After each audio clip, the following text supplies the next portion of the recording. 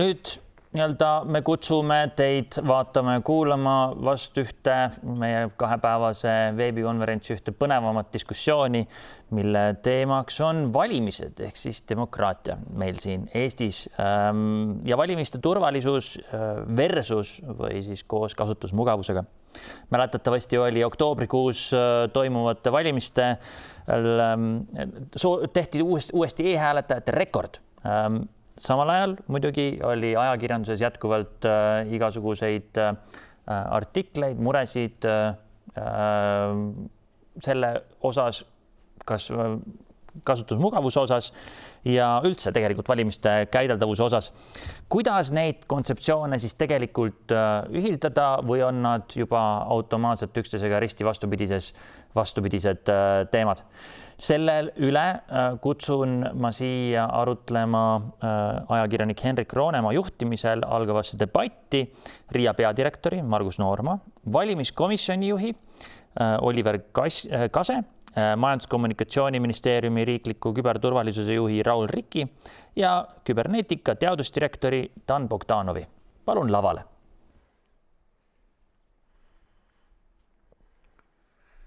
Nii, tervist siis, nagu Lauri tutvustas, meie paneel on algamas. Mina olen Henrik Roonemaa ja mul on siin panelistid. Käime veel korra läbi, siis viite näod ja nimed kokku. Ma hakkan oma vasakult käel peale. Dan Bogdanov, tere! Tervist. Margus Noorma, Oliver Kask ja Raul Rikk ning me räägime siis sellest, härrased, kuidas need e-valimised meil siin läksid sügisel ja miks läksid nii, nagu nad läksid. Võib-olla jõuame tunnikesega arutada, kes on süüdi milleski. See on alati põnev arutelu. Ja ma arvan, tegelikult kõige olulisem on see, et kui varsti tulevad järgmised valimised, ja võib-olla tulevad isegi mobiiliga juba saab hääletada, et kuidas siis teha, et oleks need mõned asjad parandatud. Ja tuletan siis meelde, et saab workshopida rahulikult, pange meile küsimusi, mul on antud tahvel, mis ma väga loodan, et töötab sel ajal, kui on vaja teie küsimusi vaadata. Tehnikaga kunagi ei tea. Mul on väga hea alustada seda paneeli siin täna RIA üritusel ja mul hommik algas sellega, et tuli SMS ja SMS riik, mul kohe süda sulas sees, kui riik teatas mulle, et minu Euroopa ravikindlustuskaart on aegumas ja paluti viisakalt minna Eesti ja tellida uus. Ja siis ma seiklesin seal Eesti ees väga tükk aega ja leidsin lõpuks üles selle koha, kus seda tellida. Ja siis, kui ma sinna vajutasin, siis ma sain lihtsalt errori lehe, kus öeldi, et sellist lehte ei ole. Ja siis ma proovisin veel ja veel ja veel. Ja siis ma mõtlesin, ma annan kuhugi teada kellelegi, et selline jama on ja ei saanud ka anda. Lõpuks ma sain selle kaardi kätte, nii et kõik mured lahenevad. Ja ma arvan, et see on hea asi, mida võtta kaasa siis e-valimiste debatile. On, kuidas on, näete, parlament sai valitud. 273 620 häält tuli siis sügisel. Kas see oli ootuspärane, et tuleb rekord või? Kuidas oli? Kuidas RIA poolt vaadata see oli? Sina arvasid isiklikult, et tuleb rekord? Ja, ma tegelikult ootasin suuremat numbrit, kui päris aus olla. Aha. Sellepärast, et 2019 Europarlamendi valimistel oli protsentuaalselt see number sama suur. Ja ma eeldasin, et äkki me saame seekord üle 50% kõigist hääletanutest e-häältega. Et ütleme nii, et... Sa oled nagu natuke isegi pettunud, tuli nii vähe. Ütleks, otsused olid suuremad võib-olla, jah. Kuidas valimiskomisjon on? Sõlmisite kihtvedusid hommikul? Hommikul kihtvedusid ei sõlminud.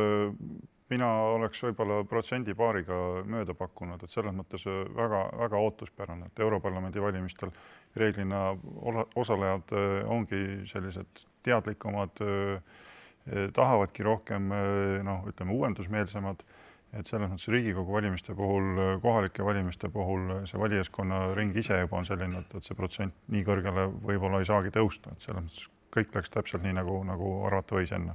Aga see ei ole huvitav, et ma just panin kokku timeline'i sellest, kuidas e-maksuameti kasutamine, et kuidas me jõudsime sinna 90 midagi protsendini. Ja see käis ikka väga kähku. See käis loetud aastatega. Olime me seal kuskil 80 midagi ja siis vaikselt tiksus üle 90.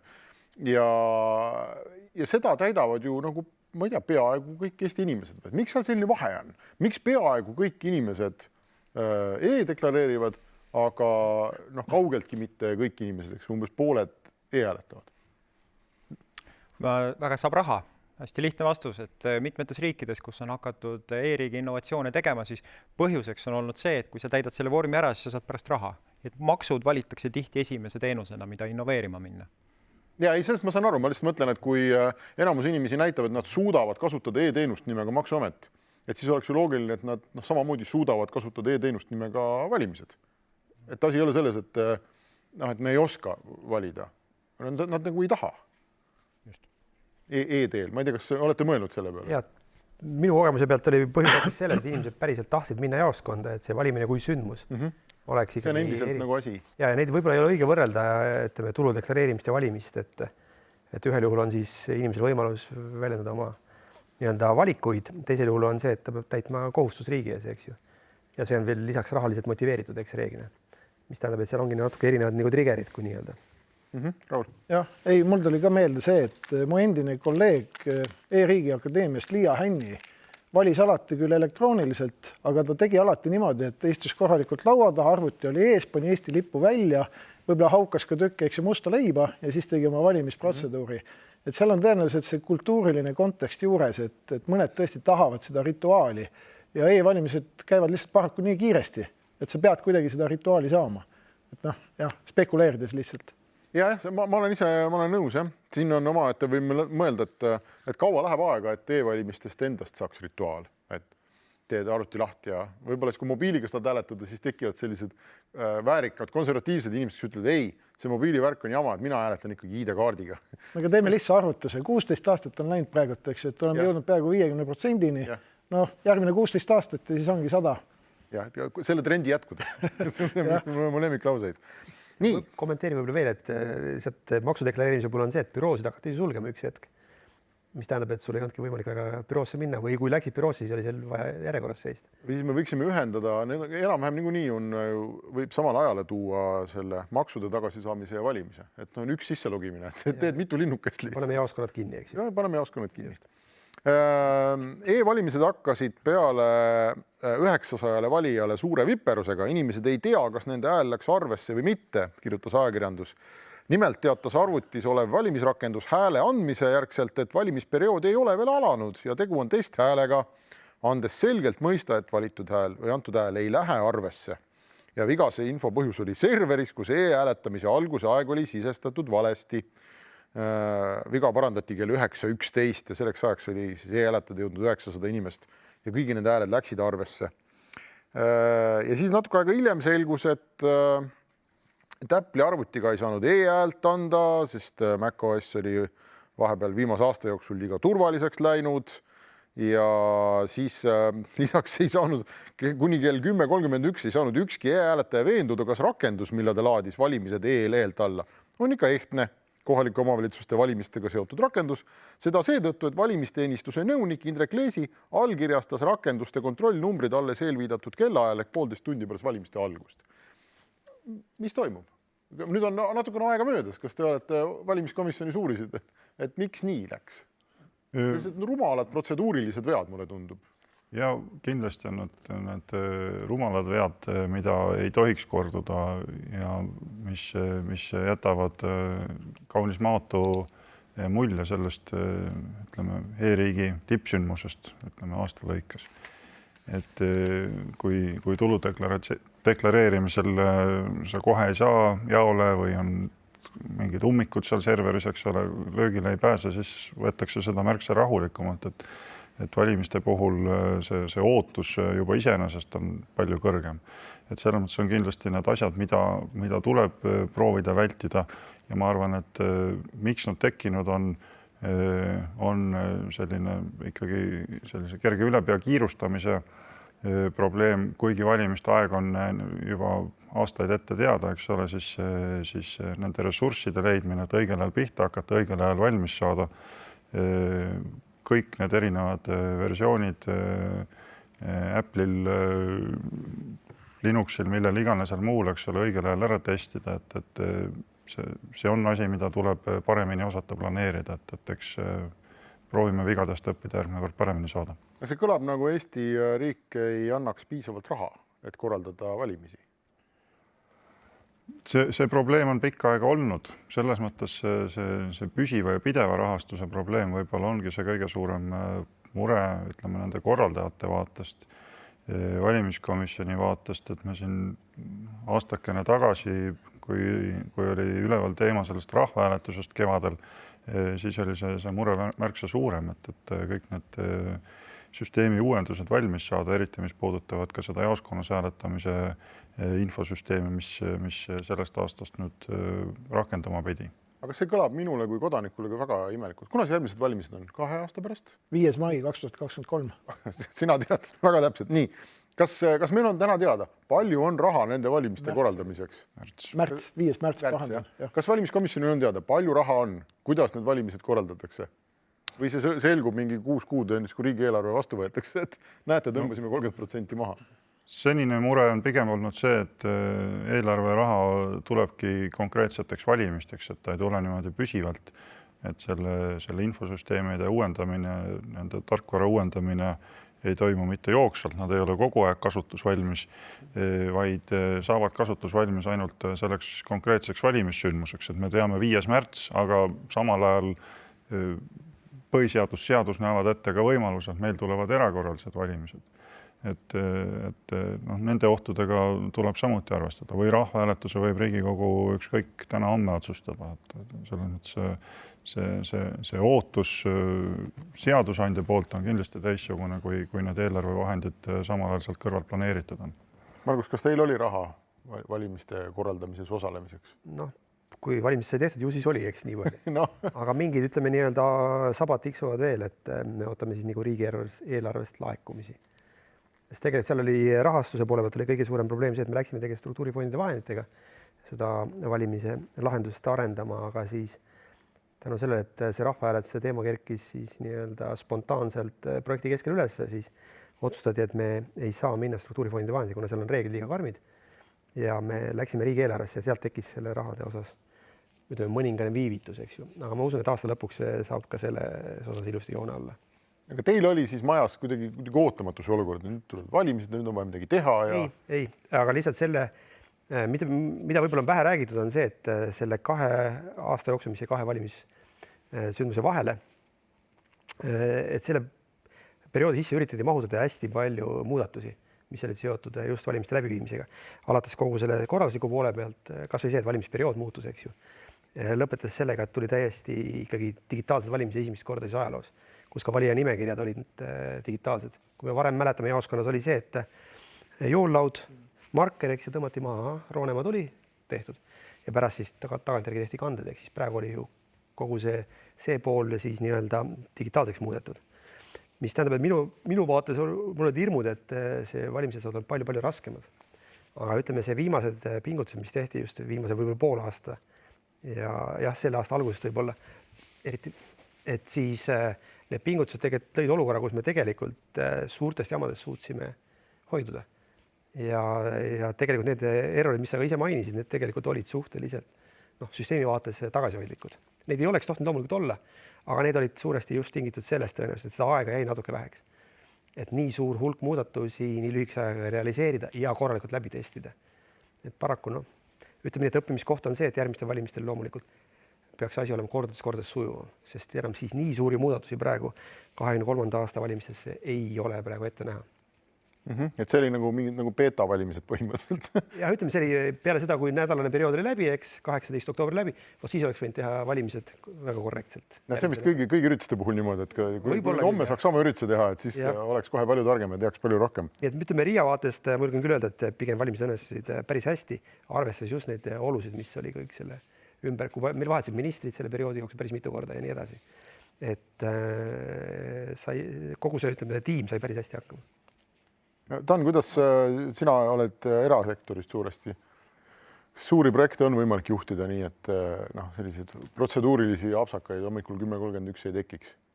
Seal tähtis on see, et see oleks nagu protsess, et turvalisus ja korrektsus on tihtipeale protsess, on nagu harjutamine, et on mingi põhjus, miks Kaitseliit harjutab, on põhjus, miks harjutatakse kiirabi aeg-ajalt harjutab, miks harjutatakse igasuguseid olukordi, see, et tegelikult peab olema valmis alati. aga tõesti, meil on selline tegevus olnud lainetena ja mis puudutab eriti seda turbe poolt, millele meie pöörame tähelepanu oma teadusuuringutes, on see, et seda tuleb tegelikult teha jooksvalt, sellepärast et ründaja ei oota, kui eelarverahad eraldatakse, et siis ründama hakata.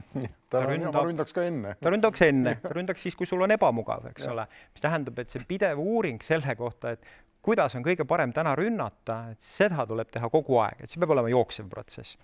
Et teaduslikul tasemel me oleme suutnud seda mingil määral jooksvalt teha, et grantidega või niimoodi, et kui vaadata, et mis maailmas tehnoloogias arenemas on, et mida me peaksime nüüd ette nägema, mis sorti ründeid.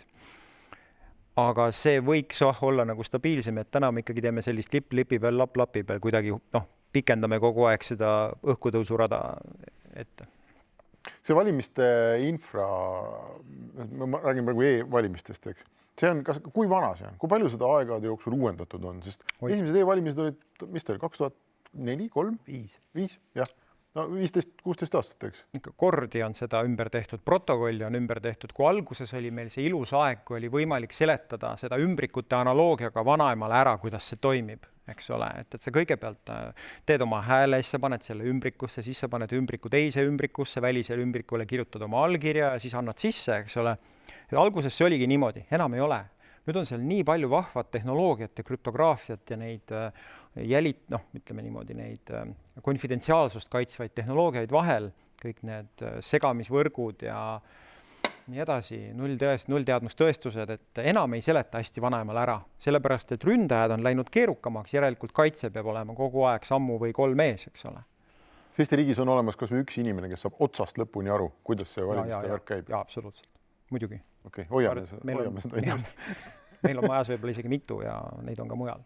Okei. Raul, mis sinu ja sinu tiimi kokkupuude nende valimistega oli? Osa rahakotist on sinu käes või? Osaliselt on, eks MKM-is. Miks me üldse nagu MKM-i poolt selle valimiste protsessi nii palju tähelepanu pöörame on sellepärast, et kuna meie minister ja meie ministeerium on siis kogu riigi küberjulgeoleku või küberturvalisuse juhtministeerium, siis meil on lihtsalt jäänud silma, et valimiste puhul oleks vaja sellisele protsessi turbele ja kogu selle asja tegemisele rohkem tähelepanu pöörata, kui me oleme siiani teinud. Ja see tuleb nagu 2 aspektist. Üks on see, mida Dan ka mainis, et ohud muutuvad järjest suuremaks, riskid kasvavad ja teisest küljest ka selline ühiskondlik surve või soov teada ja olla kindel, et valimised on turvaliselt korraldatud. Ja sellepärast me oleme selle teema fookusesse võtnud ja lihtsalt suhtleme siis Vabariigi valimiskomisjoniga, riigi valimisteenistusega, et need asjad saaksid nagu võib-olla tulevikku vaadates veel paremini paika, kui nad praegult on. Mis puutub rahastust, ütleme ausalt ja selgelt välja, rahastus on probleem ja väga suur probleem. Kui me 2019 tegime selle kuulsa või kurikuulsa töögruppi, Gert Kingo juhtimisel, siis esimene punkt, milles kõik need töögrupis osalejad olid ühel nõul, oli see, et rahastus ei ole stabiilne. See tähendab, et riigi valimisteenistus ei saa piisavalt ressurssi selleks, et kõik need protseduurid vajalikult ära teha. Ja sellepärast jäävad mõned asjad väga viimasele minutile. Ja seda me tulevikus kindlasti näha ei tahaks. Sellepärast me plaanime praegult ka seda, et kui valimisseadusi muudetakse, mis toimub siis Justiitsministeeriumi vedamisel hetkel, et siis oleksid selged kuupäevad paigas, et arendused peavad olema valmis näiteks 3 kuud enne valimispäeva. Nii et pärast jõuaks kõik need turbeprotseduurid, need õppused, testid, kõik asjad rahulikult ära teha. Mitte, et neid praegult ei tehtaks, aga nad jäävad liiga nagu hapral pinnale, eriti see aasta, kus vahepeal sooviti rahvahääletus veel nii-öelda protsessina sisse tuua.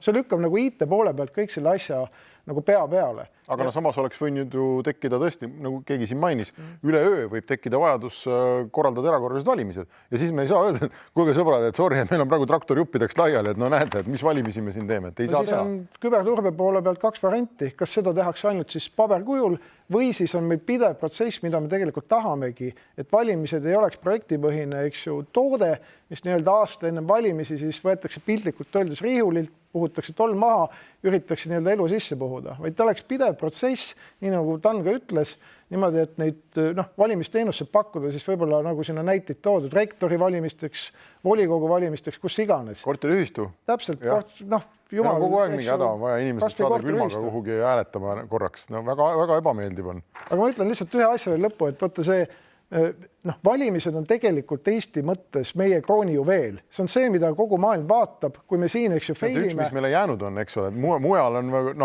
järgi jõutud ja võib-olla ka mööda mindud, aga valimisi ikka e-residentsus ka, aga jah, täpselt nii on. Nii et selle me peame lihtsalt hästi palju tähelepanu pöörama.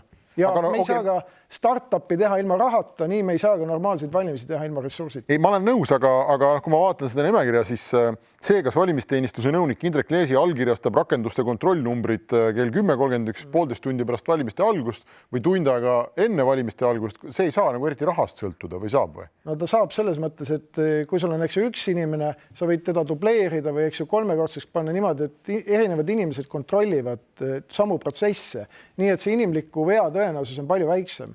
Et seda saab kindlasti teha. See on ka üks ettepanek, mis on aastaid õhus olnud. Et me peame suurendama nende inimeste hulka, kes tagavad valimiste turvalisust, siis jäävad need näpuvead nii-öelda ära.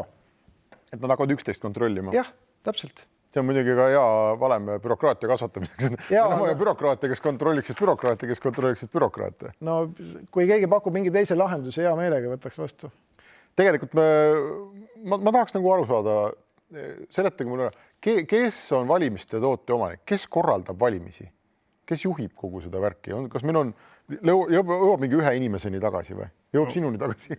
Ühe inimeseni ta, ma arvan, päris tagasi ei jõua, selles mõttes elektroonilise hääletamise puhul on ikkagi riigi valimisteenistus see, kes selle korraldamisega tegeleb, selle eest lõppkokkuvõttes vastutab, et mis seaduse ja päriselu vahel võib-olla selline väike dissonants on see, et riigi valimisteenistus ei ole see, kes kõike neid koode ja programme kirjutab, neid tellib. Et selles mõttes need rollid on rohkem ära jaotatud, eks ole, see RIA roll on väga suur, eks ole, küberneetika, eks ole, selle pakkujana seal hankes auditeerimine, eks ole, kuskilt veel väljastpoolt KPMG. Et neid rolle on seal oluliselt rohkem, aga see põhiline vastutus, eks ole, see, et see asi toimib, see on riigi valimisteenistusel. Margus, kas oled nõus, kas sina tead, kes on valimiste boss? Kui sul mingi häda on vaja helistada 23.59, kellele sa helistad? Meie partner on ikkagi riigi valimisteenistus just valimiste läbiviimisel ja nemad on need, kes tegelikult ju ütlevad, mida on vaja teha, eks, ja me oleme selles mõttes nende jaoks nagu tehnoloogiapartner, et me siis tagame vastavalt nende soovidele mingid lahendused, eks ju. Suhtleme omakorda oma partneritega, kes meil on siis väljaspool erasektorist, eks ju, kes tegelevad peaasjalikult arendustega. Ja valimisteenistus on Riigikantselei? Või Riigikogus. Ta on tegelikult, eks ju, iseseisev valimiste korraldamisel. Ta on küll Riigikogu kantselei koosseisus formaalselt. Ja kes see inimene on? Ma ikka tahan jõuda, nii palju kui minul on kogemusi projektide juhtimises, alati peab olema keegi, kes ohkab ja selle litri maast üles korjab, ükskõik mis ka ei juhtu. Kas on selline inimene Eesti riigis olemas? Jah, see on riigi valimisteenistuse juht, Arne Koitmäe. Täpselt nii lihtne ongi. Ja see on tema, mõnes mõttes siis kõik need asjad, mida me siin nagu siiamaani rääkinud oleme, et mis keegi allkirja annab ja kas on testitud Maci peal või ei ole, et need on kuidagi peaks tema peast läbi käima. Tema peab ütlema, et jah, tehtud korras. Kas eks ju kõik aspektid saavad tema peast läbi käia, aga tal peab olema kindlasti meeskond, kes on suuteline kõik need asjad ära tegema.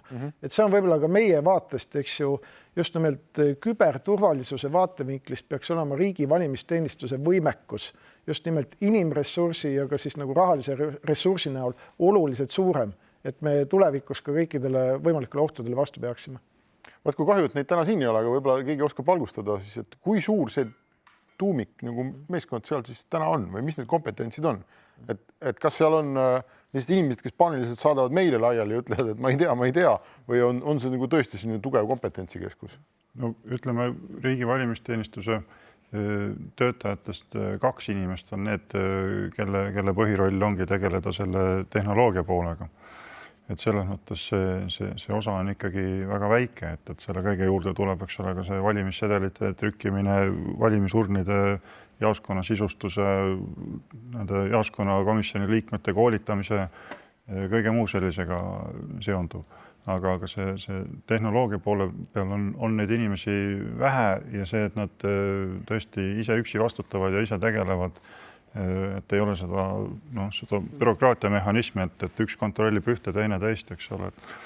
Et see võib-olla ongi see, mis neid väikseid vigu sinna sisse on lasknud, mis valija vaatest tunduvad hirmus suured, et valimiste turvalisus, eks ole, ühelt poolt on tagatud, aga just, et meil siin 9 minutit tuleb või 11 minutit tuleb mingi vale teade, et sellega tegeleda eeldakse, et seal on rohkem inimesi. Kuivõrd valimised, eks ole, ei toimu mitte iga kuu, iga nädal, isegi mitte iga aasta, eks ole, eelolev aasta on valimiste vaba, siis on väga raske ka ütleme Rahandusministeeriumile seadusandjal ära põhjendada, et meil on vaja pidevalt sinna rohkem inimesi kui 2, kes tegelevad tehnoloogia poolega, kui samal ajal ühtegi valimist selles vahemikus ei toimu. Et siis on tunne, et istuvad niisama ja ei tee midagi, jah? Tegelikult ei ole ju nii. Dan Oliver ütles, et me teame, et valimised olid turvalised. Kas me teame või? Et kuidas äkki on seal ka? Keegi peaks kontrollima kedagi, kes kontrollib kedagi, kes ei lase mingit näpukat sisse?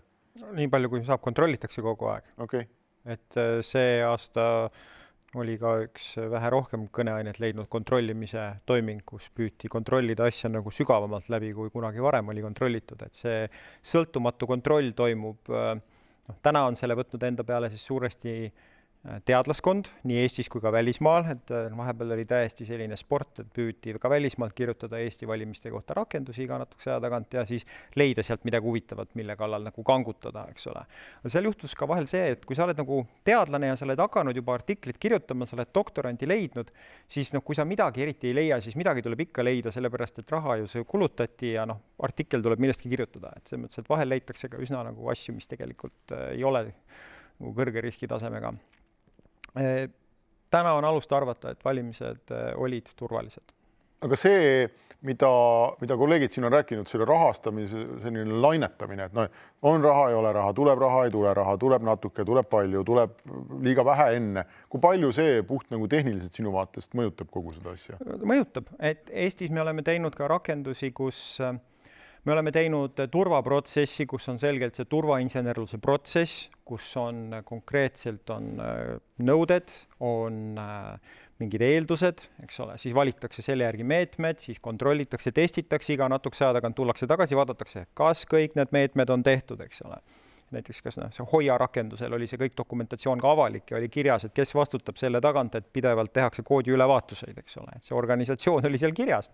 Nemad vastutavad selle eest, et võib-olla sellist asja saaks proovida mingil määral, et loomulikult peab tegema tasakaalu selle läbipaistvuse ja mingisuguse konfidentsiaalsuse suhtes. Ma ei öelnud praegu, et mulle meeldib saavutada turvalisust nii, et sa hoiad saladuses seda, kuidas süsteem ehitatud on, kaugel sellest. See tasakaalu leidmine peabki olema niimoodi, et võimalikult ausalt ära rääkida, kuidas asjad toimusid, siis dokumentatsioon peab olema värske. Ja üks asi, mis mulle veel meelde tuli, see hommikul see 11 minutit.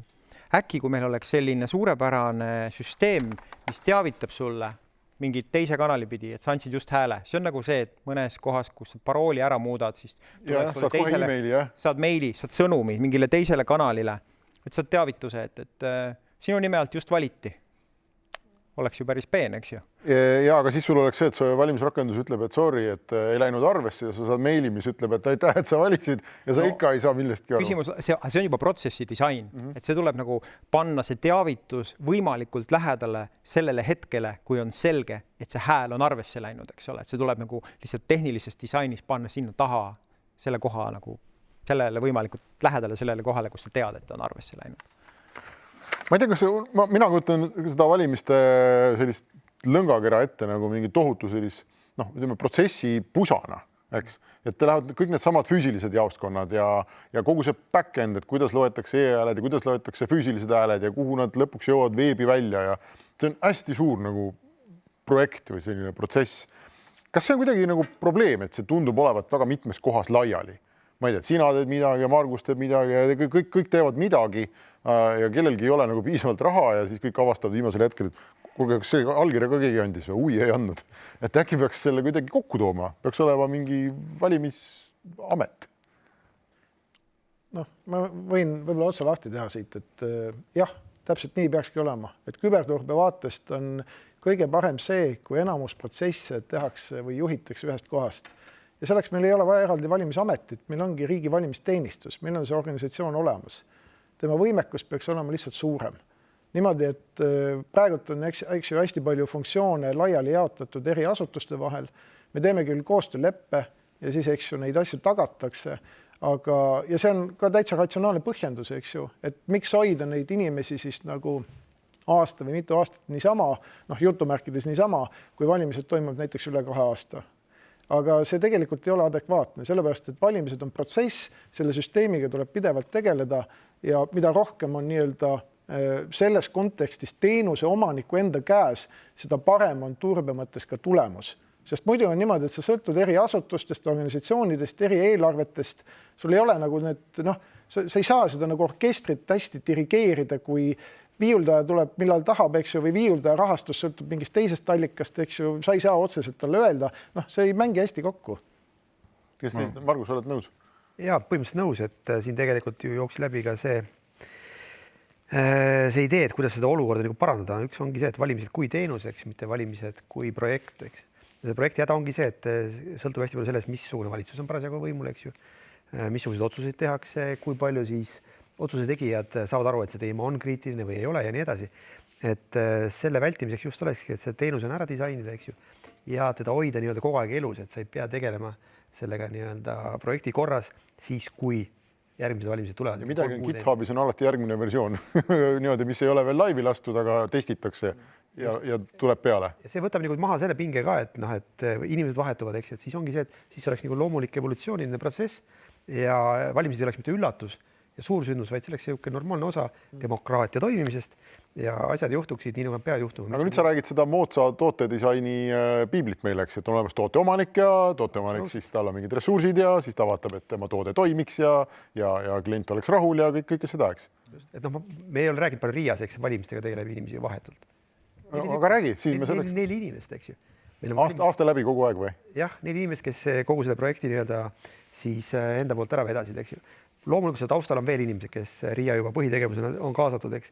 Küberturvalisusega tegelevad inimesed, CERT kindlasti, meie tehnoloogia, kes tegeleb majutusega ja nii edasi. Et see ring on suurem, aga see vahetu ring on 4 inimest. Ehk seda ei ole ülemäära nagu palju. Aga samas nad istuvad sinu eelarves ja miks või? Nad võiksid olla siis oma selles valimisametis ju. Võib ka nii olla, jah, aga ütleme jällegi seda ei otsusta nagu Riia, eks, et need otsused tuleb teha siis valitsuse või siis vähemalt ministeeriumite tasemel ära ja siis saab edasi liikuda koos kõigi vajalike ressursside ja töökorralduse ja muu selle, kuni siis seaduse aktideni välja, eks. Oliver, sul oli kommentaar vahepeal.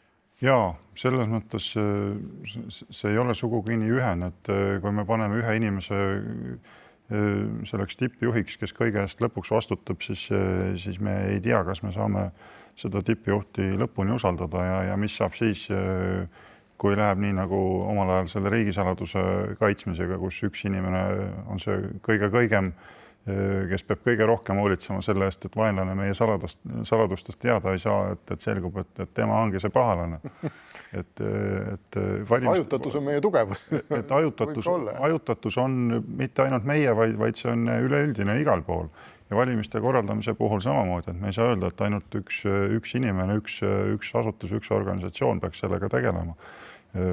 Kohalikel valimistel on kohalikud omavalitsused ka ise väga palju sellega seotud.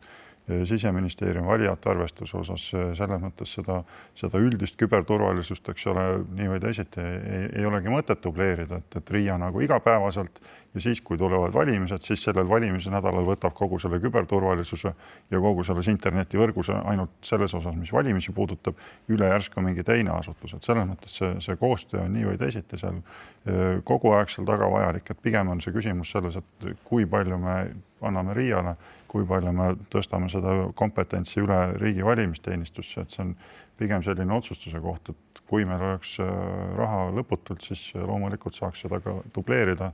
Riigi valimisteenistus võiks neid ülesandeid täita, et see on pigem küsimus sellest vaatest, et kas need valimised on ainult üks väike jupikene kogu meie üldisest küberturvalisusest või on see midagi väga eraldiseisvat ja lahusseisvat. Internet on sama, arvutid on samad. Aga kuidas sel juhul seda orkestreerimist, mida Raul tahtis, kuidas seda ikkagi nagu saavutada, kui viiulimängija ei ole sinu oma turvalisuspõhjustel?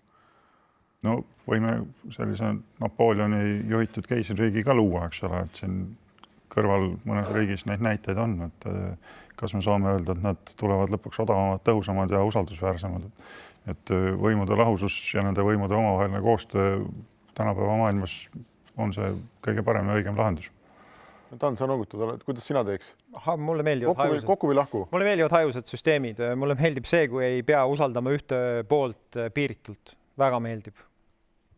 Väga nõus. No, aga IT-s sa saad juhtida seda, sa teed XT ja ütled, et andmebaas annab mulle vastus ja see andmebaas annab, aga kui valimisi seal on inimesed vahel, on keeruline juhtida teise asutuse inimesi. Siis on oluline panna see juhtimisskeem paika niimoodi, et mõned asjad saabuvad lihtsalt ära üheks hetkeks ja see on juhtimine, see on see juhtimise koht ja kui RVT riiklik valimisteenistus on selle toote omanik, toote juhteks, siis täna on neil üks mudel, kui neile antakse teistsugused ressursid, nad saavad paika panna teise mudeli, et see on siin tehniliselt teaduslikult midagi väga nagu keerulist pole. Jah, ma arvan, et nii nagu Oliver ütles ka, et see õige lähtekoht on see, et kuidas need ülesanded ära jagada. Et ma ei pidanud silmas ka seda, eks ju, et nüüd näiteks RIA-l üldse mingit funktsiooni ei oleks, sest ega riigi valimisteenistus ei hakka kunagi enda mingit digitaalset isikutunnistust tegema. Ta hakka kunagi, eks ju, eraldi andmebaase hoidma. Ta kasutab seda, mis riigis on ja täpselt nii palju see koostöö ongi mõistlik. Aga kui me räägime, eks ju, hästi juhitud teenusest, siis kõik need komponendid, eks ju, arendused, kõik need erinevad protsessid peaksid olema selgelt, eks ju, ühe nii-öelda selle dirigendi poolt juhitud, sest muidu tekib seal nagu vigu sisse. Ja teine kommentaar, eks ju, et selle nii-öelda potentsiaalse ühe inimese usaldamise jaoks on meil ju nii-öelda käsipiduri mehhanism olemas. See ongi Vabariigi valimiskomisjon, kes teostab järelevalvet ja Vabariigi valimiskomisjon on ju õigus, kui ta näeb, et on mingi viga, siis ta võib, eks ju, võtta vastu meetmeid, kas öelda, et seekord, eks ju, me ei saa nagu valimistulemust lugeda selliselt elektroonilises osas, kuna seal on sihuke, eks ju, kahtlus või oht või siis päris case, eks ju, olemas. Et see käsipiduri mehhanism on tegelikult meil olemas. Me räägime sellest, kuidas paremini korraldada, eks ju, et ei tekiks selliseid vigu, nagu me oleme see aasta täheldanud. Okei, meil olid mõned ja ma olen tõesti nõus praegu vaadates tundub, et protseduurilised piinlikud tapsakad. Keegi unustas midagi ära, aga tõenäoliselt valed inimesed valituks ei saanud seetõttu.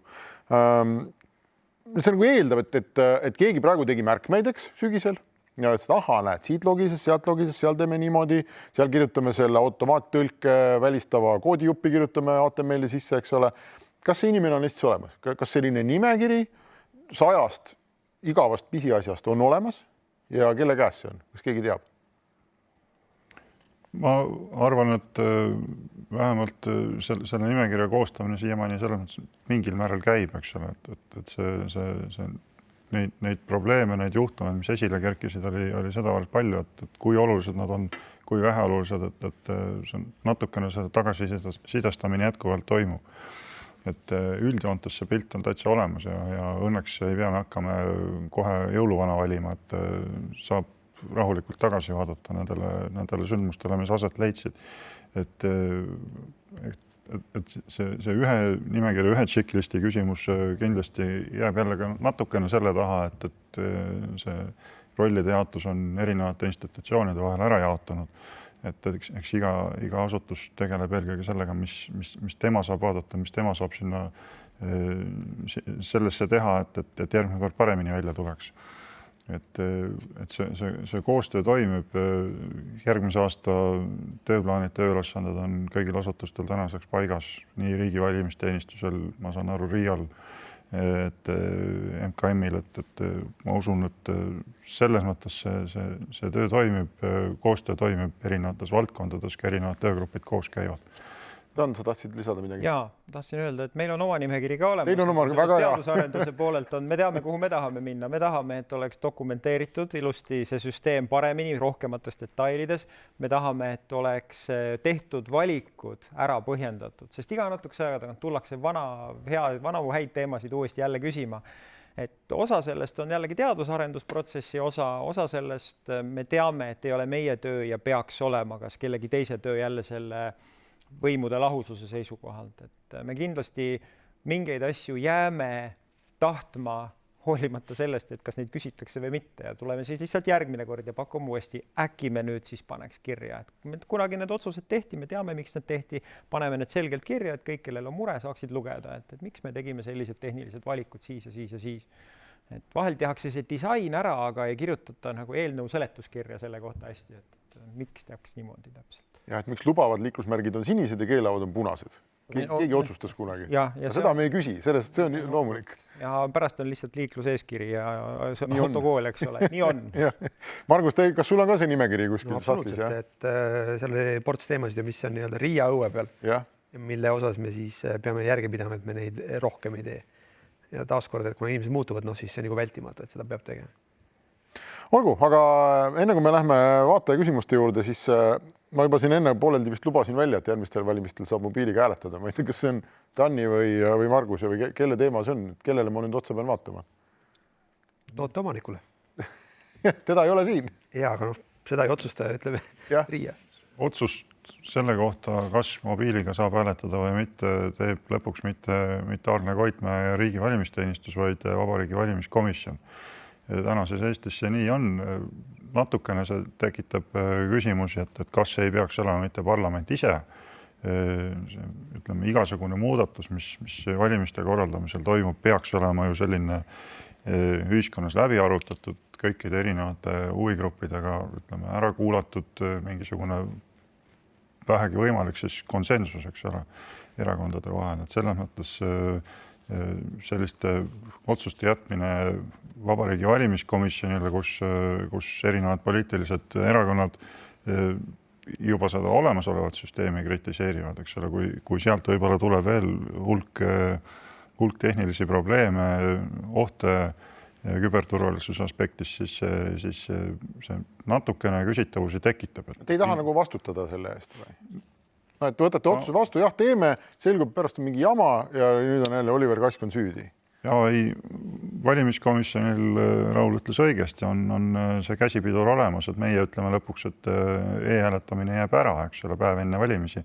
Võime seda otsustada või poole hääletamise peal, et nüüd stopp, et kõik ülejäänud inimesed lähevad jaoskonda. Milline mõju sellel ühiskonnal on? Tehniliselt on see väga lihtne, üks otsustus ja kõik. Et milline mõju sellel ühiskonnal on, siis me rohkem ilmselt enam e-valimisi ei näe. Ja siis meil seda kroonijuveeli enam Eestis ei ole, eks ole. Et pigem vajab see turvalisus ja inimeste usaldus kogu selle süsteemi vastu pikemalt laiemat arutelu. Aga parem oleks siis, kui Riigikogu otsustaks seda, et nüüd teeme mingi suure uuenduse, et see tundub kuidagi selline, ma ei tea, turvalisem või? No e-hääletamise enda puhul Riigikogu selle otsuse tegi, et eks selle m-hääletamise puhul, mobiiliga hääletamise puhul, nutiseadmetega hääletamise puhul tuleb ka kõigepealt veendada, mida see ühiskonnale juurde annab, et viimased uuringud siin nüüd juba hulk aega möödas näitasid, et 1,4% valijatest ütleks, et siis nemad hääletavad, et praegu nad e-hääletamisel ei osale või jaoskonda ei lähe, et kas see 1,4% suurem aktiivsus nüüd päriselt tuleb või nad lihtsalt arvavad, et siis nad valima lähevad. Et see vajab kindlasti uurimist, see rahaline külg, pluss kindlasti võib-olla kõige esimesena ja kõige tähtsamana see turvalisuse pool, et millised riskid sellega kaasnevad. Ja, ma tahtsin lihtsalt näite tuua, et Huawei telefonides ei saaks hääletada. Jah, ilmselgelt, eks ju, meie vaates.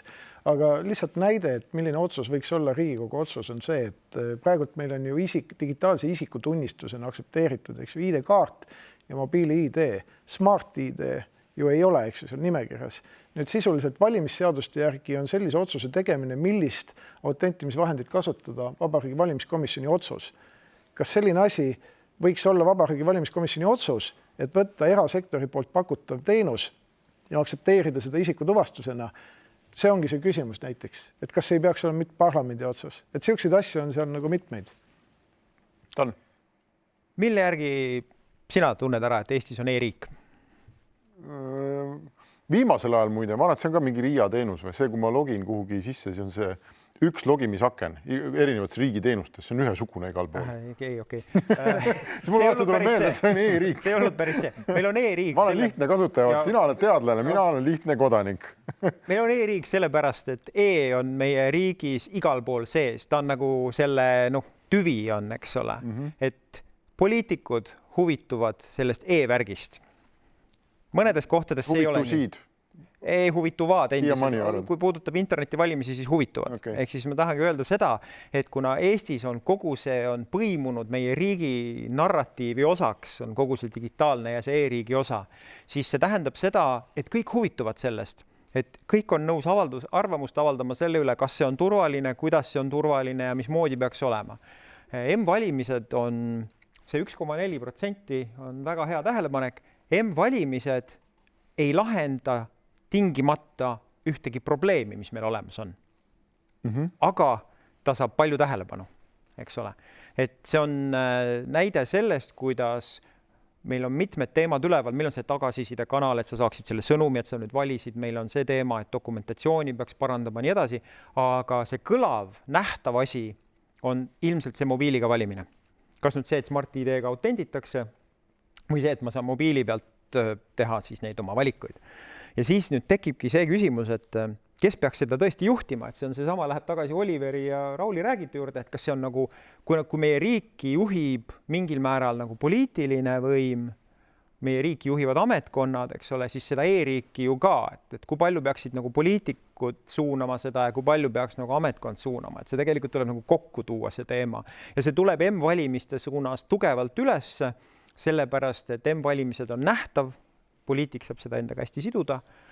Kas ta tingimata on see probleem, mida peaks esimeses järjekorras lahendama, ei ole selge mulle. Ei ole, aga teistpidi, kui ma proovin ette kujutada nüüd, eks ole, Riigikogu liikme olukorda, mul on järsku mingi eelnõu, kus palutakse hääletada, et kas anda hääl, et kas Smart ID-ga peaks saama ennast valimistele identida või mitte.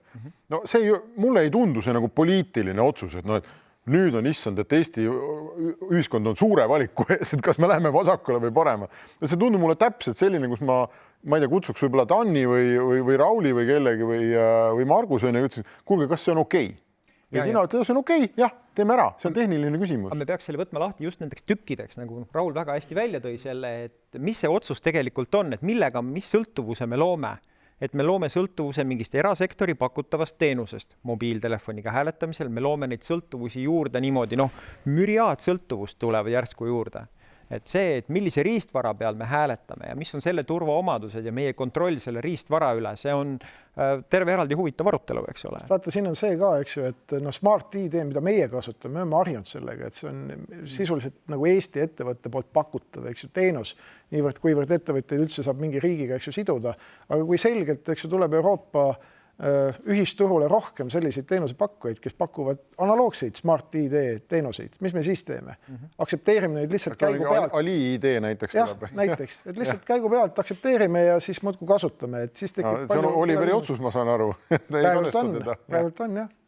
Tegelikult eks ju Vabariigi valimiskomisjoni, et tervikuna. Et ma ei tea, kuidas see oli lihthäälte enamustega või kuidas see otsus oli? Jaa, lihthäälte enamusega. Selles mõttes, eks me püüame ka ikkagi konsensusele jõuda enamasti, et lihthäälte enamusega siis paistab see ilmselt veel rohkem küsita välja kogu ühiskonna vaates, et kui meil on suur osa ühiskonnast, eks ole, veerand ühiskonnast või rohkem veel, kes arvavad, et kogu see e-hääletamine on pettus, siis mobiilitelefoni puhul see oht kasvab veelgi, et kas me saame öelda, et see on kogu ühiskonna suur tahe, et me üha enam ja enam sammume sinna e-riigi suunas, et see on ka küsimus, mida läbi arutada. Et neid aspekte siin on veel, ma tahtsin välja tuua, eks selles, et kui me praegu kontrollime oma seda antud e-häält nutiseadmega, hääletame arvutis, antud häält kontrollime nutiseadmega, et mis saab siis, kui me nutiseadmega hääletame, et kas me siis kasutame seda lauaarvuti või sülearvuti kaamerat ja siis näitame seda nutiseadme. Sõbra telefoniga kontrollid. Ja kus siis hääletamise salajasus läheb, eks ole, et küsin sõbra käest, sõber siis vaatab ka, okei, sa hääletasid nii, et päris niisama ju lihtsalt, et võta, ma saadan postiga oma telefoni sulle, hea sõber, et sa saaks vaadata. See on neid küsitavusi kindlasti selle võrra tekib rohkem. aga lohutuseks lihtsalt, et eeltööd sinna suunas on tehtud ja ei ütle kindlasti, et see on võimatu. Ma usun, et see on tehtav, see tahab lihtsalt tööd ja alustada tuleks eile. No, üks teema veel, mida ma viimasena tahaksin ära käsitleda, seda mitu korda käisid nagu läbi ja me kuidagi jõudnud selleni. See on see valimised kui toode, kui see pidev toode, eks ole, mis ongi olemas, mida saab kasutada ka muudeks otstarveteks kui parlamendi valimine näiteks. Kas see on kuidagi mõeldav Eesti riigis? Kas see on hea idee? Et teeks nii ära, las tiksub ja kogu aeg parendame. Margus, sinu vaatest tundub vist mõistlik asi. Ja tundub igati mõistlik planeerimise mõttes, eks ka ütleme, või siis kas või tuua analoogia, ütleme, teiste tehniliste lahendustega, eks. Et need, mis sul on pidevalt töös, need, millega sa pidevalt tegeled, eks, need on sul nii-öelda up to date, nad on ajakohased, eks ju. Ja valimised, kui selline sündmus, mis võib juhtuda iga päev, eks. Üks on korralised valimised, mis on planeeritud kalendrisse, aga erakorralised võivad juhtuda ju suvalisel hetkel, eks. Ehk siis tegelikult täna meil väga head sellist tehnilist valmisolekut sellisteks olukordadeks ei ole. Nüüd, kui see valimised on kui teenus, eks ju, siis me katame ära kõigepealt riigi primaarsed vajadused, ehk siis oleme valmis nii-öelda näiteks riigi suurteks valimisteks. Aga me saaksime teha seda, mis siin ka läbi jooksis, et ülikooli, ma ei tea, rektori valimist ja nii edasi, et selliseid kohti, kus need erasektori tänased lahendused ei ole võib-olla piisavad, eks, on vaja sellist riigi garanti taha, siis see oleks nagu kogu aeg olemas. See ei pea olema tingimata korteriühistu valimised, et seda saab teha täna ka tõenäoliselt juba erasektoris olevate lahendustega piisavalt usaldusväärselt. Eks. Aga just see, kus on tingimata oluline, et riik oleks nii-öelda see garant, siis mina ei näe seal mingit probleemi ja see lihtsalt on küsimus puhtalt rahastusotsus. Aga samas ta võiks olla ka ju täitsa avalik. Kui sa juba teed ta, et kui rektorit saab valida, siis me võime korteriühistu esimest ka valida. Et mis see vahet on? Võiks küll, aga see on küsimus, et kui palju siis riik läheb siis turgu selle teenusega, mis tegelikult turg on ise võimeline pakkuma, ütleme, mingil tasemel. Aga välistada loomulikult ei saa seda. Tundub hea mõte, et võiks olla. Piiripealsed asjad veel erakonna juhatuse valimine, erakonna volikogu valimine. Et neid mida rohkem me seda kasutame, seda rohkem me leiame seda tagasisidet ka, kuidas seda asja turvalisemaks muuta, eks ole, et kus need ohud valitsevad. Et kindlasti see läheb kallimaks, selle pidev ülalpidamine, aga kuivõrd meil see rahvahääletuse oht erakorraliste valimiste, mitte oht, eks ole, aga selles see võimalus on olemas, siis peaksime seda kogu aeg hoidma tolmust puhtana, eks ole, et selles mõttes need erinevad tootena selle valimiste kasutamine kindlasti väärib arutamist. Et pigem see takistus võib-olla ongi see, et seni pole selleks piisavalt raha, et seda kogu aeg värskena hoida ja siis teisest küljest, et kas riik läheb sellega järsku erasektorisse tegutsema, kui ta liiga palju seda kasutada lubab. Kui teie tõmbasite siin natuke enne suuviltu minu M-valimiste jutu peale, et siis mina tõmban suuviltu selle jutu peale. Et mul on selline kahtlus. Et kas ei ole nii, et äkki need e-valimised toimivad turvaliselt nagu teatud sellises nagu suuruses või teatud skaalal, et kui see valijate hulk on liiga suur, siis võib see asi nagu ebaturvaliseks muutuda. Ja teistpidi, kui ta on liiga väike, ma valin nüüd korteriühistu esimest, eks ole, meil on 40 korterit, nüüd see tõenäosus, et ma seal 18 häält kuskilt vasakult ära ajan, on tunduvalt suurem kui näiteks, ma ei tea, riigi parlamendi valimiste puhul. See äraaetavate häälte hulk peab olema lihtsalt nii suur, et meil üldse mingit mõju oleks. Et äkki need, kui me mingeid väikseid valimisi nagu lubame, samamoodi väga palju on ju Eestis kirgi kütnud erakondade juhtkondade valimised, siin tuuakse bussidega inimesi ja mis kõik meediast on lugeda. Et äkki see tekitab nagu sellise ohukoha, kus sul on vaja 15 häält selleks, et see tulemus oma kasuks keerata ja pärast meil on aasta aega ilmub ajakirjandusartikleid, et e-valimised täiesti ebausaldusväärne värk. Vandenõuteooriatele kindlasti sellega tuleb ruumi juurde, eks ole, et on üks inimene, kes kogu seda programmi kontrollib, eks ole, ja siis nii täiele oma tahtsisel ümber tõstab, et see... aga ma mõtlen ka lihtsalt korraldajana, et kui ma õudselt tahan saada oma korteriühistu esimeheks, eks ole, lähen laenan 15 vanatädi ID-kaardid, see on tunduvalt tõenäolisem kui see, et ma lähen laenan 1500 vanatädi ID-kaardid. Ja tulemuse endale meelepärasesse suunda nagu... Ja, aga see ei ole küsimus ju tehnilises lahenduses, vaid küsimus on selles, kuidas inimesed käituvad seal taga. Tuumapommi puhul samamoodi. Absoluutselt, jah. Aga teisest küljest on ka see, et jumal sellega, eks ju, kui üks korteriühistu saab nüüd natuke niimoodi, ütleme, ebaõiglaselt valitud, see ei ole nüüd riikliku julgeoleku küsimus kindlasti. Valimised ilmselgelt on.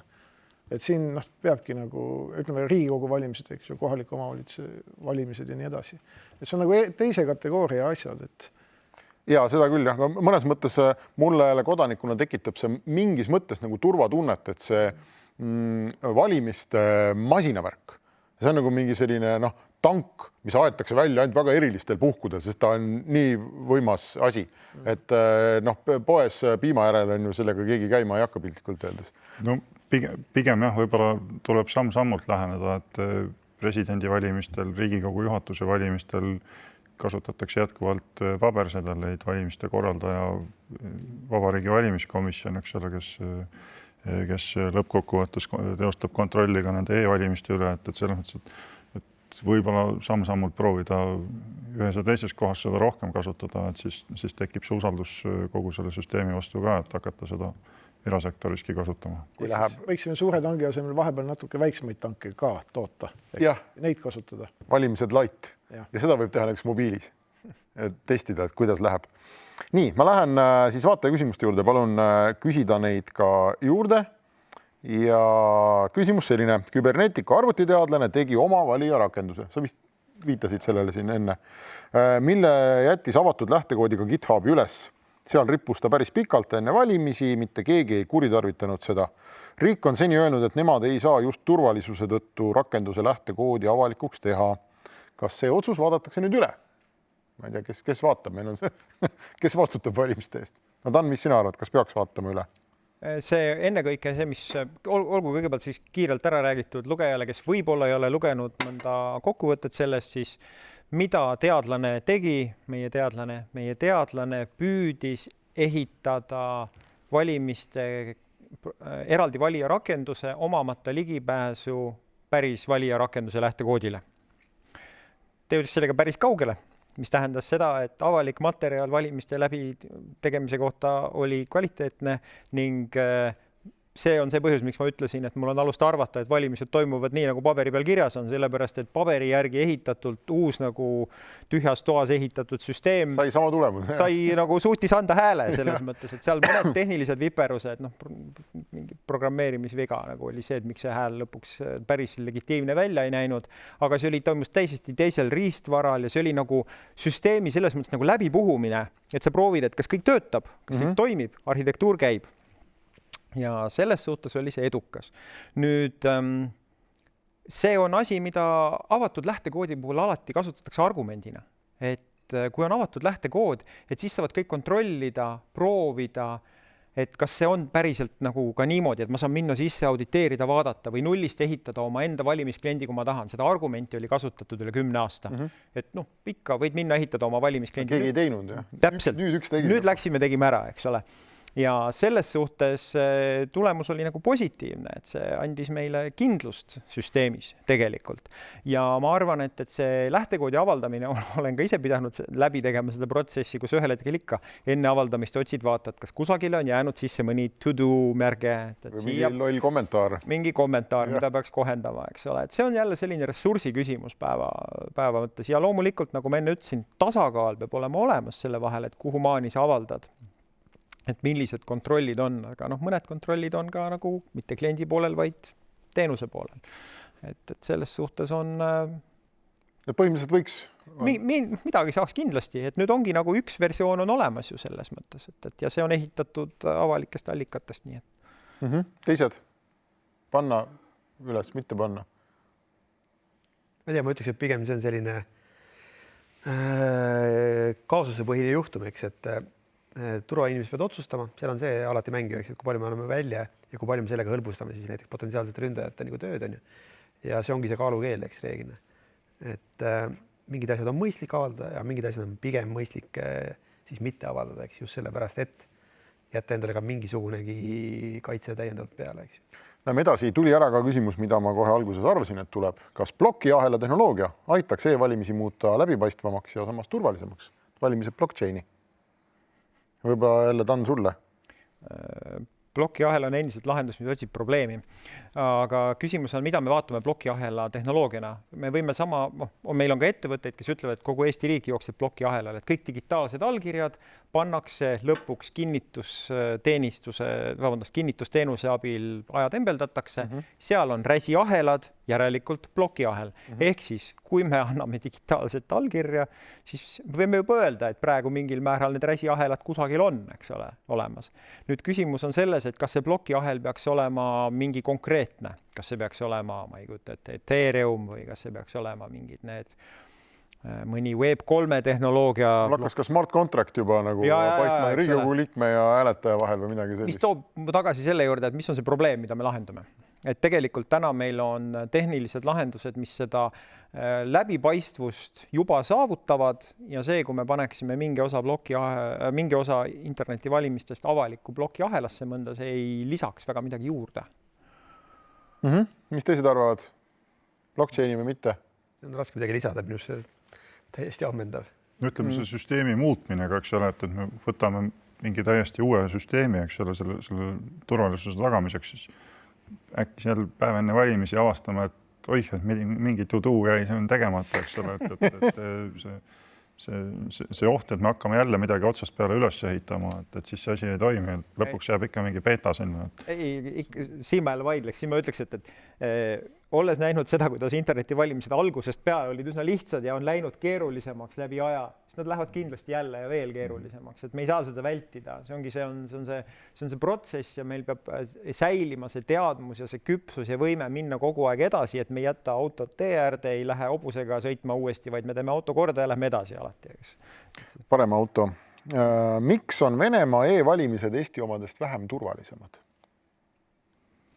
Mina ei tea, kas keegi oskab seletada, sina jälle. Need on kõik küsimused on sulle, ma ei tea. Kuidas need korraldatud on seal Venemaal üldse? Meil on selle kohta avaldatud teadusaruanne sellest aastast. Meie teadurid kasutasid kõiki saadaval olevaid vene keele lugemisoskuseid, lugesid läbi foorumid.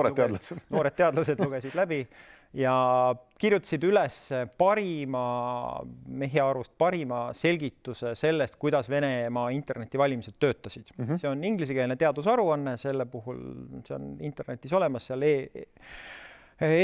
krüptograafia artiklite e-prindi arhiivis ja me kirjutasime seal ilusti, et mis toimus. Tehnoloogiat oli seal vingelt, mitmed plokiahelad, värgid, särgid. Aga küsimus on, mis on vundament?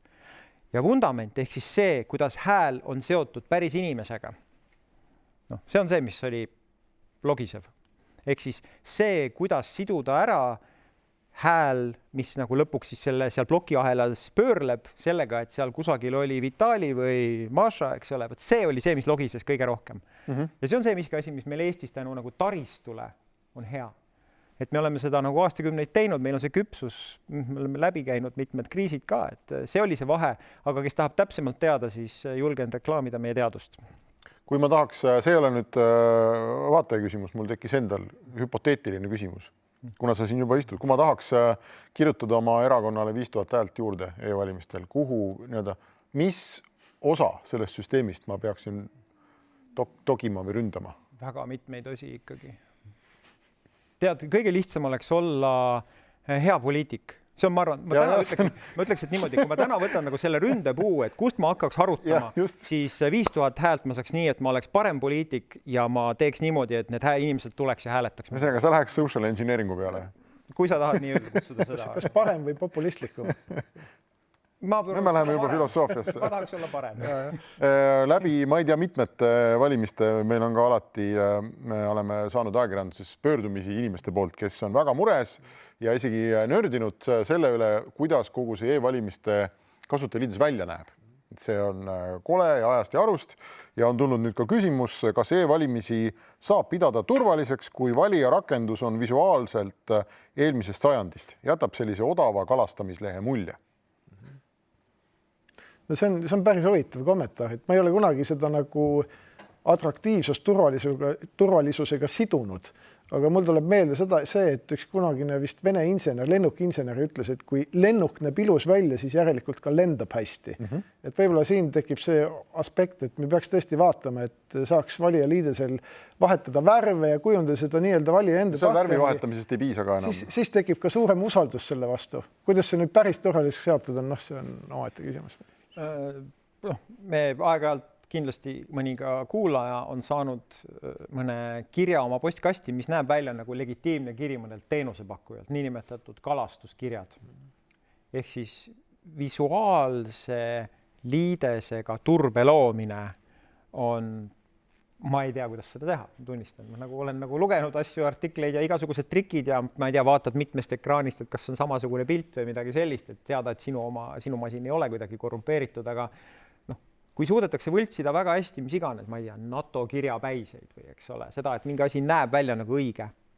Kuidas on inimene võimeline oma ajumahuga, kui ta ei ole tehnik, tegema vahet, eks ole. See on nagu, ma nüüd natuke võib-olla diskrimineerin, aga äkki selle küsimuse küsis inimene, kes on väga mõistab kasutajaliideste tehnoloogiat ja tema saab aru, millised võiksid olla tänapäevased ilusad liidesed, eks ole.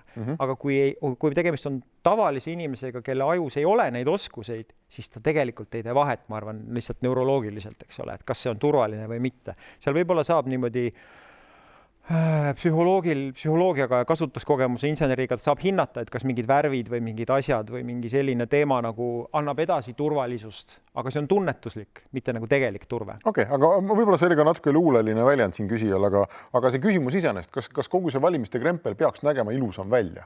Ma ütleks, et loomulikult ajaga tuleb kaasas käia, eks ju. Aga ta ei ole kunagi olnud võib-olla selline kõige prioriteetsem teema, eks. Valimiste number 1 teema on alati turvalisus. See on see koht, kus ütleme puudub eksimisvõimalus. Ehk siis ka üks hääl, mis tekitab kahtlust, eks, ei ole okei. Ehk siis see turvalisus on siin absoluutne.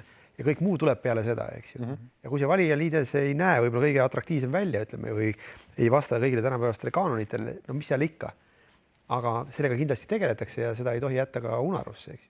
Selles mõttes täiesti õige, et kui ta psühholoogiliselt on inimestel nagu oluline, tekitab suuremat usaldust, kui seal värvikombinatsioonid õigeks teha ja nii edasi. Et siis loomulikult, aga sellega ma arvan, et tegeletakse edasi jõudumööda kindlasti. No ma arvan, inimesel on lihtsalt hea meel, kui ta läheb ükskõik millist riigi teenust saama, kas see on füüsiliselt mingis teeninduspunktis või on see siis internetis, et kui see asi on meeldiv. Et muidu selle loogika järgi võiks kolida ka ju kõik riigiasutused kuhugi eriti odavasse kohta maa alla, kust natuke hallitab, aga väga turvaline on. Või angaari. Või kuhugi angaari lihtsalt. Kui võtame niimoodi, et see on kroonijuveel, siis kroon on ikka ilus ja peaks olema see ka. Peab olema. Eidase uuendusega 2023-2024 tuleb välja e-kukkur. Kas see lahendaks mobiiliga hääletamise küsimuse suuresti ära? Ei. Jätke praegune küsimus. Mul on niikaua, kui ma otsin järgmist küsimust, siin meil on palju, ma valin, sa võid seletada, miks ei? Kukkur on hästi huvitav. Tegelikult siin on palju teisi inimesi, kes teavad seda kukru teemat paremini isegi kui mina. Ütlen paari lausega, mis ma kujutan ette. Kukkur on skeomorfism, üritatakse võtta rahakotti ja teha seda digitaalseks. Et see on selline Euroopa mõtlemine, et mõeldakse, et kui me tahame teha tehnilist digitaalset identiteeti, siis oota, täna on identiteet niimoodi, et ma võtan rahakotist võtan ID-kaardi, mul peab olema digitaalne rahakott, millest ma võtan digitaalse ID-kaardi, eks ole. Et Eesti mõtles oma asjad mõned aastad tagasi välja teisiti, et meie jaoks e-riik tähendas mingit teistsugust lähenemist fundamentaalselt. Kukkur on nagu Euroopa küpsusprotsessi järgmine etapp minu meelest, mis mingis mõttes ühendab nagu mingit tõendite andmist ja kodanikuportaali ja veel mingit hulka sellist funktsioone. Et selles mõttes huvitav asi aga näiteks on ka olemas konkreetsed kohad ja ohud, kus see kukru lähenemine võib muuta mingite tõendite andmist ebaturvalisemaks, kui meil täna see Eestis on. Et selleks peab see kukru nagu Eestis kindlasti väga hästi üles ehitama. Nii, küsitakse J. Alex Haldermanni analüüsi kohta, millised järeldused ja parandused on tehtud. Kes on tuttav selle analüüsiga? Samas keegi teine on öelnud, et see analüüs on täiesti saast ja seda ei ole mõtet lugeda. Et mul on siin vastakad arvamused. Kas me räägime sellest 2014. aasta omast või? Ma arvan, ma ei tea, mul on üks YouTube'i link, aga ma ei hakka seda praegu eetris avama. J. Alex Haldermann on teadlane, kes on tõesti analüüsinud Eesti internetivalimiste turvet mingisuguse aasta seisuga. Nii nagu protsess on kogu aeg edasi arenenud, siis kahjuks härra Haldermann ei ole uuendustega ta ei ole kaasa läinud minu teada, ta ei ole andnud oma analüüsi viimasele versioonile, nii et härra Haldermannilt tahaks nagu uuendatud analüüsi. Aga sellega, mis ta kirjutas, on tutvutud, ma saan aru, noogutatud? No loomulikult Eestis, see ongi kogu see teadusprotsess on seda kogu aeg lugenud ja lugenud on ka mitte ainult teadlased, vaid ka riigis. Absoluutselt igast vihjed ka mitte teadlaste poolt on kõik sellised, mis võetakse ja uuritakse nagu läbi. See ei ole variant. selles mõttes see raport, eks ole, ju ringleb ja nende kahtluste taga sageli just sellele raportile viidatakse, et eks me peame ju kogu aeg kontrollima, et kas need kahtlused on õiged või mitte, et kas see raportis kirjutatu täna veel jätkuvalt neid ohte välja toob või mitte. Nii, kas ja kus on matemaatiliselt kirjeldatud, kuidas e-valimine Eestis toimub? See on nüüd kontrollküsimus.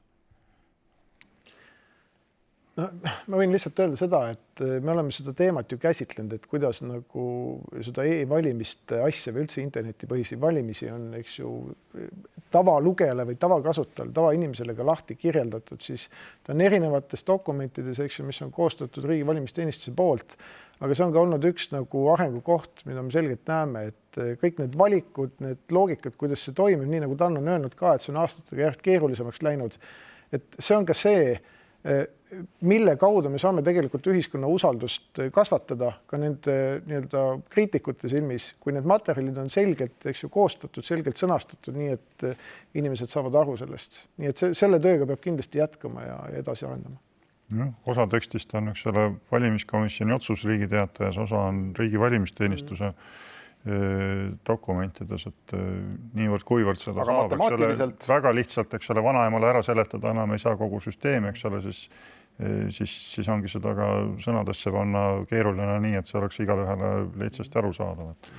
Et eks see küsimuskoht või kitsaskoht on, miks Eesti on ainus, eks ole, kes üleriigiliselt e-valimisi kasutab.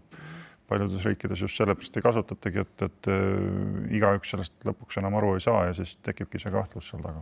Teadusartiklid on avaldatud järjest selle kohta, protokolli uuenduste kohta on olemas teadusartiklid ja see diskussioon, kui küsida, kas on üks koht, kus kõik on ilusti kokku kirjutatud niimoodi monograafiana, siis kuna see on pidevalt arenev, siis keegi ei ole võtnud aega, et monograafiat kirjutada, aga järjest lugedes neid artikleid, teadusartikleid leiab nagu tõe üles. Selge. Kuidas selle näotuvastusega muidu on, ma küsin lõpuks, et kas läheb töösse, läks töösse või ei lähe kunagi töösse? Ma arvan, et see näotuvastuse küsimus on hoopis teises kohas, eks ju, see läheb jälle tagasi sinna isiku tuvastamise peale. Et ma ei tahaks niimoodi öelda, et näotuvastus pole üldse võimalik, seda ju erinevates valdkondades, eks ju, kasutatakse, aga kõigepealt peab lahendama ära rida, eks ju, muid küsimusi, et kuidas me riigis üldse näotuvastamise nii-öelda isiku tuvastamisena kirja panema ja legaliseerime, siis võib minna, ütleme, valimised ei ole, eks ju, see koht, kus sellega nii-öelda algust teha, seal peab olema muud protsessid taga, aga mõelda selle sedapidi, et minu meelest küll on nagu just nimelt internetipõhised valimised, see nagu ka vedur, mis meie sükest nagu küberturbi innovatsiooni võiks Eestis vedada ja siis me võiks selle kaudu lahendada ära ka selliseid küsimusi, mis oleks pärast kasutatavad, ütleme rakendustena mujal. Nii et ärme seda nagu prügikasti viska, lihtsalt tegeleme sellega edasi ja kui asi on küps, siis võib seda ka mõelda valimiste kontekstis. Ja mul oli mõte, ma mäletan, kui see idee välja käidi, siis mul oli mõte, et võiks teha nii, et ühendada selle mobiiliga hääletamisega, et login seal sisse, mis iganes moel, eks ole, ja siis nii kaua, kuni mina otsin siis nimekirjast oma seda kandidaati, tehakse taustal mingisugune verifi moodi selline näotuvastus ka ära, et ma ei saa arugi. Ja et 99,9% mulle isegi ei öelda, aga et kui ma tõesti olen nüüd keegi teine, siis mingi hetk öeldakse, et kuule, et tegelikult sa ei saa hääletada. Ja ma lihtsalt ütlen, et see tehnoloogia tõenäoliselt on siis aktuaalne, kui see usaldusväärsus on 100%, eks ju. Me ei taha 95% tõenäosus valimisi, eks ju. Jah. Biomeetria on laialt arenev teema nii oma riskide kui võimalustega kogu maailmas praegu, nii et võib-olla see kunagi see küpsus saabub. Selge, aga meie küpsus saabus praegu, meil ei ole enam midagi öelda ja meilt ei ole ka enam midagi küsida. Ma tänan kõiki ja ma tänan kõiki, kes meid vaatasid ning järgmised valimised siis 2023. Loodame, et kuskil on see nimekiri olemas, millest räägiti, tulevad probleemivaba maad. Aitäh veel kord ja lähme siit edasi. Aitäh Henrikule, aitäh kõikidele paneelis osalejatele. Nagu te kuulsite, ei ole ka valimiste, e-valimiste ja M-valimiste osas Eesti riik veel lõpuni valmis, kes seda oleks osanud oodata. Täna kuulsite ka, et sündmusteenused veel alles hakkavad oma lõplikku ilmet võtma. Portaal uueneb, nõusoleku teenused, pääsukesed, postkastid ja nii edasi. Kõik vajavad jätkuvalt nii raha, ressursse, ideid, eelkõige muidugi, aga pühendunud inimesi, eksperte, tööjõudu.